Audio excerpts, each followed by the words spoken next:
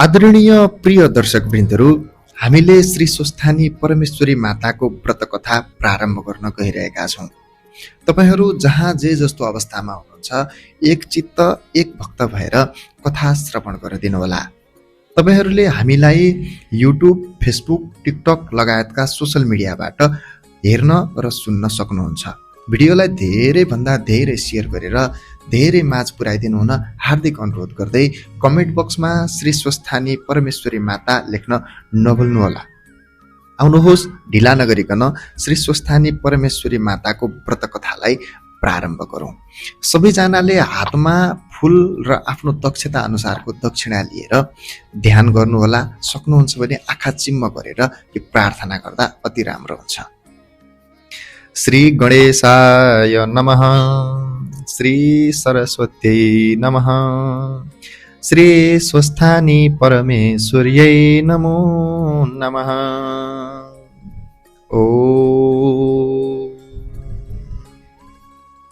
यं ब्रह्मा वरुणेन्द्र रुद्रमरुतः स्तुन्वन्ति दिव्यैस्तवै वेदैः साङ्गपदक्रमोपनिषदिर्गायन्ति यं सामगा ध्यानावस्थिततद्गतेन मनसा पश्यन्ति यं योगिनो यस्यन्तं न विदुः सुरासुरगणा देवाय तस्मै नमः।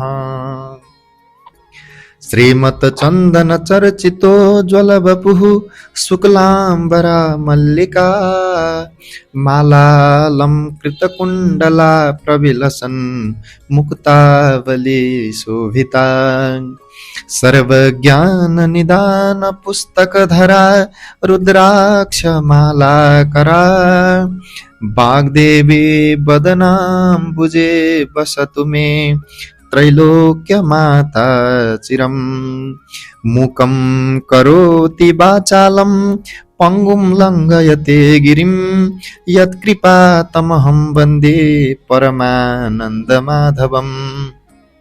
नमो भगवते तस्मै व्यासाय मिततेजसे यस्य प्रसादात् वक्ष्यामि नारायणकथामिमाम्। नारायणं नमस्कृत्य नरं चैव नरोत्तमं देवीं सरस्वतीं व्यासं ततो जयमुदीरयेत्। देवीं सरस्वतीं व्यासं ततो जयमुदीरयेत्। सबैजनाले आफ्नो हातमा भएको फुल र दक्षिणा श्री स्वस्थानी परमेश्वरी व्रत कथाको पुस्तकमा र स्वस्थानी परमेश्वरीका चरणमा चढाइदिनु होला। आज हामीले 10औं अध्यायको कथा श्रवण गर्नेछौँ। आउनुहोस्, कथालाई सुरुवात गरौँ। अथ 10औं अध्याय।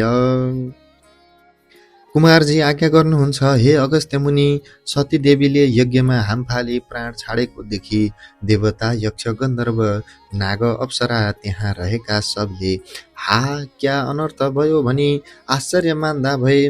अकस्मात धुलो उडी आकाशमा व्याप्त भई अन्धकार भयो। वायु पनि विपरीतसँग बहन लाग्यो। बिना बादल मेघ झैँ आकाश गर्जन लाग्यो। सब देवताका आँखामा धुलो परी भूमिमा घोप्ट परे। कसैलाई उडाइ लग्यो, कति रुन लागे, कति आफ्नो जीवको सम्हार गरिरहे। यस्ता प्रकारले महा उत्पन्न भयो, महा उत्पात भयो।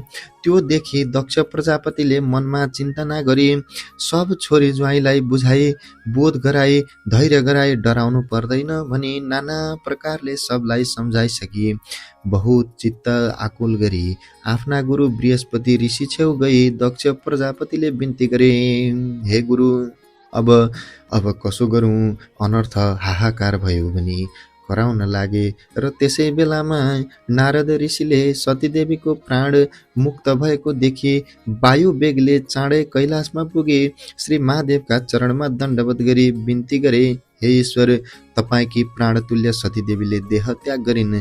किनभने हे वृषभध्वज, हे करुणामय, पापिष्ट दक्ष प्रजापतिले तपाईलाई नाना तरहले निन्दा गरे, अनेक तरहले हेला गरी। त्यो कहाँको देवता हो, त्यो बहुला पो हो, त्यसलाई नडाकी मलाई के होला भनी तपाईको निन्दा गरेको सतीदेवीले सहन नसकी अत्यन्त क्रोध गरी लत्ताले भूमिमा हानी कसैको मुख नहेरी यज्ञको प्रदक्षिणा गरी तपाईँको नामले यज्ञकुण्डमा हाम फाले प्राण त्याग गरिन्। हे प्रभु, तपाईँका भयले अग्निले शरीर दग्न गर्न सकेका छैनन्। प्राण छोडी शयन गरे चाहिँ यज्ञकुण्डमा रहनु भएको छ। हे ईश्वर, यी कुरा बिन्ती गरौँ भनी आएको हुँ। अब कसो गरौँ, अनर्थ भयो भनी नारद मुनिले भनेको सुनि महादेवले आज्ञा गरे। हे मुनि, यो कुरा निश्चय हो कि होइन भन्दा नारद बिन्ती गर्दछन्। हे ईश्वर, तपाईँका अगाडि मैले मिथ्या कुरा कसो गरी बोलुँला, ध्यान दृष्टिले हेर्नुहोस् भने। र यति नारदका वचन सुनि अत्यन्त क्रोध गरी तिनै आँखाबाट आगो निकाले, दारा किटे, रिसले हात मुठी पारे। नारदको मुखियाजी भने, हे नारद, 33 कोटी देवताले रक्षा गरी राखेका पापिष्ट दक्ष प्रजापतिका निर्मूल नगरी छाड्ने छैन। अब तिमी आफ्ना आश्रममा जाऊ भनी बिदा दिएर नारदले साष्टाङ्ग प्रणाम गरी त्यहाँबाट बिदा भई ब्रह्मलोकमा गए। त्यहाँ पछि श्री महादेवले सतीदेवीलाई सम्झी अत्यन्त क्रोध गरी तिनै आँखाबाट अग्निको ज्वाला निकाली, आफ्ना शिरदेखि एक जटा निकाली पृथ्वीमा पछारे र त्यतैबाट मेघ गर्जे झैँ ठुलो शब्द गरी कराई महाभयङ्कर 64 योगिनी भूत प्रेत प्रथम गण समेत भई महाकाली उत्पन्न भइन्।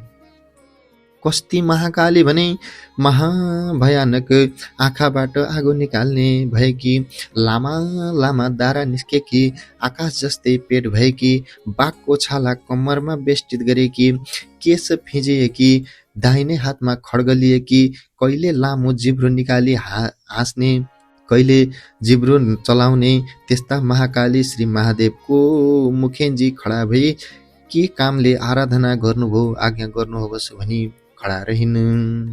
फेरि महादेवले एक जटा निकाले भूमिमा पछारे र त्यसैबाट पृथ्वी डोलायमान गरी सिंहनाद गरे झैँ गरी गर्जी 1000 सूर्यका जस्तो तेज भएका मुण्डमाला लगाएका, दाहिने हातमा त्रिशूल लिएका यस्तो भीषण मूर्ति भएका वीरभद्रले महादेवको मुख्यान्जी खडा भई बिन्ती गर्न लागे। हे ईश्वर, किन हामीहरूलाई आराधना गर्नुभयो, आज्ञा गर्नुहोस् भन्दा महादेवले आज्ञा गर्दछन्। हे वीरभद्र, हे महाकाली, तिमीहरूलाई डाकेको पापिष्ट दक्ष प्रजापतिको यज्ञ विध्वंस गरी दक्षको पनि संहार गरी 33 कोटी देवता सबैलाई नाश गरी आओ। हे वीरभद्र, हे महाकाली, यसै कारणले तिमीहरूको आराधना गरेको हो। अब नन्दी भृङ्गी विषमञ्ज्वर 64 योगिनी समेत भई दक्षको यज्ञ नाश गर्न जाओ भनी आज्ञा गरे। र यति महादेवको आज्ञा सुनि नन्दी भृङ्गी विषमज्वर 64 योगिनी भूत प्रेत पिचास डाकिनी साकिनी सहित भई मेघ चाहिँ सिंहनाद गरी पृथ्वी डोलायमान गरी यमराज आए झैँ गरी अत्यन्त क्रुद्ध भई महादेवको आज्ञा शिरमा राखी कैलाशदेखि झरे। यिनीहरूको चालामालादेखि पृथ्वीलाई थाम्न साह्रै मुस्किल पर्यो। पृथ्वी डोलायमान भइन्, 7 समुद्र कम्प भए, यावत जीवात्मा सबै त्राही त्राही भए। यस्ता तरहले दक्ष प्रजापतिका यज्ञमा पनि अनेक उत्पात हुन लाग्यो। आकाशमा गिद्ध काग कराई मण्डलाकार गर्न लागे। स्यालले दुवै आँखा मुखबाट आगो निकाली कराई हिँड्न लागे। फेरि रगत वृष्टि भयो, वायु विपरीतले बहन लाग्यो। यस्तो उत्पात भएको देखि यज्ञमा रहेका सबैले हाहाकार गरी कराए। कोही भाग्न लागे, स्वास्नी मान्छे केटाकेटी बुढाबुढीहरू भाग्न नसकी भूमिमा घोप्टो परी रुन कराउन लागे। कोही सबैको संहार गर्न पछि लागे। गोही नजाने पनि के उत्पात होला भनी डराई त्राही त्राही भइरहेका थिए। त्यस्तै बेलामा वीरभद्र महाकाली गणसहित झैँ मेघ गर्जे झैँ गर्जी हात्तीका बथानमा सिंह गए झैँ गरी दक्षका यज्ञमा पुग्न गए। तहाँ उपरान्त यज्ञमा रहेका देवता यक्ष गन्धर्व किन्नर दैत्य नागहरूसँग सिंह जुधे झैँ गरी सङ्ग्राम गरे। त्यो देखि यज्ञमा रहेका दक्षका छोरीहरू देवकन्या, गन्धर्व कन्या, नागकन्या, ऋषि, ब्राह्मण बालक, अप्सराहरू त्राही त्राही भनी नारायण नारायण नारायण भनी अघोर शब्दसँग कराई रोई 10 दिशामा भागे, कोही भाग्न नसकी लोटी मुन्टाले टेकी माटो खान लागे, कसैको खुट्टा मर्की भाँचिए मूर्छा परी लोटिरहे। परन्तु विष्णु प्रवृत्ति 33 कोटी देवता यक्ष गन्धर्व किन्नर दैत्यहरूले दक्ष प्रजापतिको निम्ति आफ्ना आफ्ना शस्त्रले महावीर महावीर वीरभद्र महाकालीलाई प्रहार गर्न लागे। यस्ता प्रकारले परस्पर युद्ध भयो। दुवैतिरका सेनाले महाअघोरसँग युद्ध गरी सिंहनाद गर्दा भए। इन्द्रादि 33 कोटी देवताले पनि वीरभद्र महाकालीमा अनेक शस्त्र अस्त्र क्षेपण गरे। के भने ब्रह्मास्त्र, इन्द्रास्त्र, देव्यास्त्र, वरुणास्त्र, अग्न्यास्त्र, तोमर, भिन्दिपाल, गदा, खड्ग, मुसल, नागपाश इत्यादिले वीरभद्र महाकाली 64 योगिनी नन्दी भृङ्गी प्रथमगण भूत प्रेत विषमञ्जरमाथि प्रहार गरे। यस्ता तरसँग आफूहरूलाई प्रहार गरेको देखि वीरभद्रका गणहरूले पनि ठुलो शब्दसँग गर्जी फौजभित्र पसी जति पाएका उतिको टाउको निमुठी खाए। हात भाँची, खुट्टा भाँची, मुड्कीले हानी रगत छदाई देवताहरूलाई चूर्ण गरे।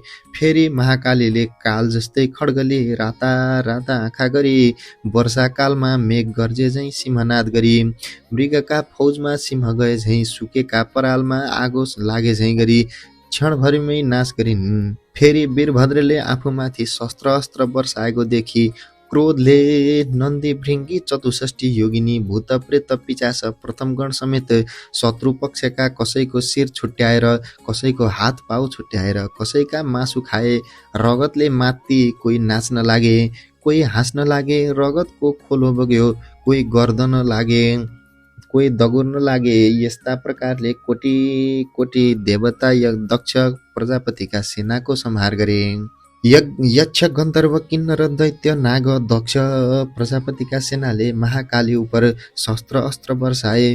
ती शस्त्र अस्त्र महाकालीमाथि पार्दै मात्र भस्म भइ गए। महाकाली 64 योगिनी भूत प्रेत पिचास प्रथमगणले फेरि दक्ष प्रजापतिका सेनालाई मारे। औं विषमज्वरले पनि सबका शरीरमा प्रवेश गरी अचेष्टा गराए। तब वैकुण्ठनाथ विष्णुले सम्पूर्ण देवता यक्ष गन्धर्व किन्नर दैत्य नाग बाँकी रहेका दक्ष प्रजापतिका सेना बिल्कुल अचेष्टा भएको देखि आफ्ना शरीरबाट शीत ज्वर उत्पत्ति गरी सबैलाई चेष्टा गराए। फेरि नाना शस्त्र अस्त्र लिई अग्निका ज्वालामा पतङ्ग गए झैँ वीरभद्रमाथि जाइ लागे। वीरभद्रले पनि त्रिशूल उठाई सिंहनाद सारे गरी स्वर गरी सिंहनाद स्वर गरी सुकेका खरमा आगो लाग्दा चाहिँ एक क्षणमा कोटी दक्ष प्रजापतिका सेना मारिदिए। कसैको शिर छैनन्, कसैको हात छैन, कसैको पाउ छैन। यस्ता देखि कोही रक्षा गर भनी भाग्न नसकी भूमिमा परिरहे। यस्ता हिसाबले यज्ञ विध्वंस गरी जति पाएका देवता समाति यज्ञमा होमी नाश गर्न लागे। वीरभद्रले यस्ता तरहले देवता यक्ष गन्धर्व किन्नर दैत्य नाग दक्ष प्रजापतिका सेना मारेको यज्ञ विध्वंस गरेको देखि विष्णु अत्यन्त क्रोधले लाल लाल नेत्र गरी नागले निश्वास फेर्दा चाहिँ सुस्केर हाले। अग्निको ज्वाला जस्तै भई हातमा बायाँ हातले पाञ्चजन्य शङ्ख बजाई, दाहिने हातले कौमुदकी गदा उठाई संहार कालका रुद्र जस्ता झैँ वीरभद्रका सेनामाथि जाइ लागे। र त्यो देखि देवता यक्ष गन्धर्व दैत्य नाग दक्ष प्रजापतिका सेनाले धन्य धन्य विष्णु तिम्रो जय कल्याण होस् भनी आफ्ना आफ्ना शस्त्र अस्त्र लिई विष्णुका सँग लागि लड्न लागे। त्यो देखि महाकाली क्रोधले अग्निका ज्वाला जस्तो बडो ज्वाला निकाली खड्ग उठाई 64 योगिनी भूत प्रेत पिचास डाकिनी साकिनी बेतलादी सहित पिचास प्रथम गणहरूले सहित जलाए जाई लड्न लागिने। जस्तै ठुलो वायु चल्दा मेघ खड्ग खण्ड खण्ड भई फाट्दछ, त्यस्तै देवता यक्ष गन्धर्व किन्नर दैत्य नाग दक्ष प्रजापतिको सेनालाई 10 दिशा भगाइन्। ती विष्णुले निर्धक्कसित वीरभद्रका छातीमा कौमोदकी गदा प्रहार गरे। त्यो गदा गयो र वीरभद्रका छातीमा लागि मूर्छा भई भूमिमा गिरे। फेरि विष्णुले नन्दी भृङ्गी 64 योगिनी भूत प्रेत पिचास प्रथम गणलाई शङ्खको शब्द गरी प्रहार गरे र कोही भूमिमा परि मूर्छा भए कोही भाग्न लागे। त्यो देखि देवता यक्ष गन्धर्व आदि दक्ष प्रजापतिका सेनाले धन्य धन्य विष्णु भनी स्तुति गरे र पुष्प वृष्टि गरे। विष्णुले पाञ्चजन्य शङ्ख बजाए। देवता यक्ष गन्धर्व किन्नर दैत्य नाग दक्ष प्रजापतिका सेनाले धन्य धन्य विष्णु भनी स्तुति गरेको मूर्छा भइरहेका महावीर भद्रका कानमा पर्यो र चेष्टा भयो। आफ्नो सेना कोही भूमिमा परेको कोही भाग्न लागेको देखि अति क्रोधित भई काल समान त्रिशूल वीरभद्रले उठाई नारायणलाई हेरी वेगले प्रहार गरे। त्रिशूल विष्णुका छातीमा लागि त्रिशूलको वेदना सहन नसकी नवद्वारबाट रगत बहाई रणभूमिमा नारायण लोटी मूर्छा परे। वीरभद्रले विष्णु मूर्छा पारेको देखि प्रलयकालका मेघ झैँ गर्जमान गरे। त्यस्तो स्वर गरी दक्षका सेनामाथि जाई कोटी कोटी देवताको नाश गरे। वीरभद्रका गर्जेका स्वरले देवताहरू त्राही त्राही भनी कराई भागे। मूर्छा भइरहेका नन्दी भृङ्गी चतुष्ठी योगिनी भूत प्रेत पिचासका कानमा वीरभद्रले गर्जेका शब्द परी मूर्छाबाट बिउजी खडा भई हेर्दा वीरभद्रले विष्णुलाई मूर्छा पारी देवताहरूको नाश गर्न लागेको देखि धन्य धन्य वीरभद्र भनी कोलाहल शब्द गरी दक्षका सेनामाथि जाई लागे। त्यस्ता तरहले बहु ठुलो सङ्ग्राम भयो। कस्तो भयो भनौला भने अगस्त्य मुनि महाकाली वीरभद्रले दक्षका सेनाहरूमाथि जाई लागि कोही देवताको टुप्पी समाति पछाडि खड्ग प्रहार गरी मारे। कसैलाई मुड्कीले हानी मारे। 64 योगिनीले पनि कसैलाई निमोठिकन मारे। कसैलाई कोखमा हातले पाल पारी मुख लगाई रगत पिउन लागे। कसैलाई पक्री यज्ञमा होमी मारे। यसो गरी कोटी कोटी देवता यक्ष गन्धर्व किन्नर दैत्य नागहरूको नाश गरेको देखि वीरभद्रका सेनाले जय जय भनी कराएको शब्द सुनि मूर्छा भइरहेका विष्णुका कानमा पर्यो र मूर्छाबाट बिउजी हेर्दा त वीरभद्र महाकालीले दक्षको यज्ञ विध्वंस गरी कोटी कोटी देवता दक्षका सेनाको नाश गरेको देखि विष्णु अति क्रुद्ध भई हे पापिष्ट वीरभद्र, आज तेरो नाश गरौँला। तेरो प्राण लिई दक्षको यज्ञ पूर्ण गरौँला। तब सम्पूर्ण देवता यक्ष गन्धर्व किन्नर दैत्य नागहरूलाई सन्तोष होला। आज एकादश रुद्र तेरा सहाय भई आए पनि तेरो रक्षा गर्न सक्ने छैनन्। सम्पूर्ण दुष्टको नाश गर्ने यो चक्र देखिस् भनी सुदर्शन चक्र देखाए। विष्णुले भनेको यस्ता क्षुद्र वचन सुनि वीरभद्र क्रोधी भई विष्णुलाई भने, हे पापिष्ट विष्णु, सम्पूर्ण दुष्टको नाश गर्ने चक्र भनेस्। तेरो पराक्रममाथि त्यो चक्र म छेउ प्रहार गर, म पनि देखिहाल्नु। मुखले मात्र भनिरहने होइन।